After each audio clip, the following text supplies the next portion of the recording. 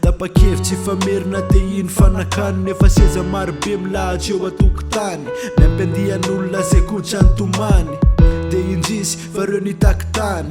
tsy nanjozy za fa lasa lony torona nanantona an'le vavady fempitangorona jery ferapara teo atena taitra be fa io le sarinao efa nataoko PDP miverina atao tsy haiko aky ianao le mitalao raha manekeko mantsiny de tsisy ny ohatr'izao fa nanamafoa de miseho motsy ty fa namita tena sy ne tsara velatry sasatry mamerina le teny taky zay fizykoka tsy nazaka le fisarahanay akehitriny za mizaka ny amafisan-do de antsoantso mafy eo mba miverena marary zao atika mijaly fa ianao le tsy fo nandao esa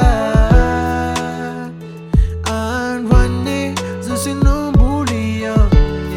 oeto narakanao fa tsy zakako inso alay voanaraka nawe tadidiko tsara herintaonao ohatran'izao nisambarako ny anifako le teo anilanao herintaonao ohatran'izao kiny direct ilanitsio fa nataonao fanomezana ny vatanao madio afaka herinandro ndraiky teo akalazaina ianao le ihany akoatra tena tiky fanalaina to tsisy fifaliana kiny fetiko androany alahelanao mipetraka mba miangatra ny tany foko sy ny saiko sao de mila ifanditra tsy mily loatra hoe te tsy afaka eo natsontsika tsaroko tsara ky le teninao mampitomany tamitsika mbola niarako ozy ianao le tamizany